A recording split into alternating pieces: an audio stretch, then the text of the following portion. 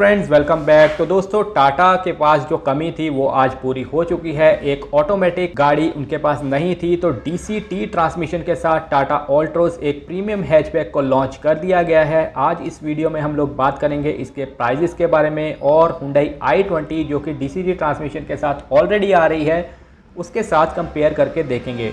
तो वीडियो को एंड तक जरूर देखिएगा। दोस्तों सबसे पहले टाटा ऑल्ट्रोज की बात कर लेते हैं। टाटा ऑल्ट्रोज का DCT ट्रांसमिशन जो है वो 1.2 litre naturally aspirated petrol engine में हमें मिलता है, ना कि 1.2 लीटर आई टर्बो में।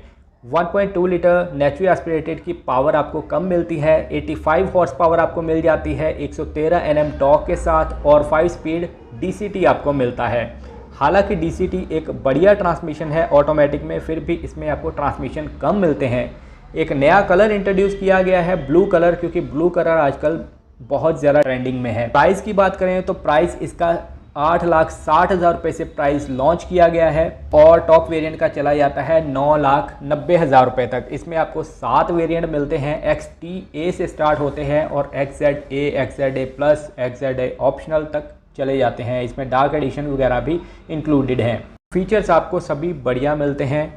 अब बात करते हैं i20 की, कि लोग कह रहे हैं कि i20 DCT ट्रांसमिशन में इतनी महंगी क्यों है। दोस्तों i20 में AMT भी आता है और DCT ट्रांसमिशन भी आता है। अगर DCT ट्रांसमिशन के साथ इसका कंपेयर करें तो i20 थोड़ी सी महंगी है। उसके भी कुछ कारण हैं। दोस्तों i20 जो DCT ट्रांसमिशन में लॉन्च की गई है उसमें आपको 1 लीटर टर्बो पेट्रोल इंजन मिलता है जो कि 118 हॉर्स पावर आपको देता है 172 Nm टॉर्क के साथ। इसके साथ ही 7 स्पीड DCT इसमें आपको मिलता है, जबकि ऑल्ट्रोज में 5 स्पीड DCT मिलता है।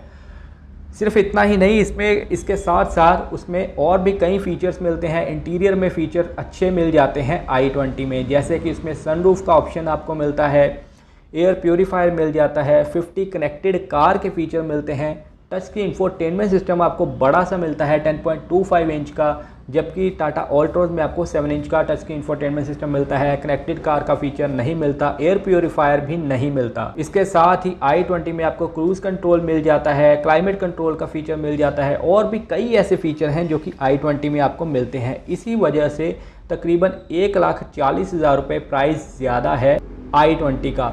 i20 इतनी महंगी क्यों है और ऑल्ट्रोज इतनी सस्ती क्यों है, तो ये बीच के कारण है, क्योंकि उसमें आपको टर्बो पेट्रोल इंजन मिलता है। तो लगे हाथ में आपको प्राइस भी बता देता हूँ i20 DCT का। i20 DCT की प्राइस की बात करें तो 9,76,000 रुपये से प्राइस स्टार्ट होता है इस वेरिएंट का, और 11.5 लाख रुपए तक चले जाते हैं।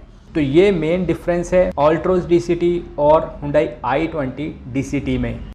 Hyundai i20 थोड़ी सी महंगी है, क्या वो महंगी होनी चाहिए या नहीं होनी चाहिए, तो कमेंट में ज़रूर लिखिए। तो मिलते हैं नई वीडियो में। Thank you so much.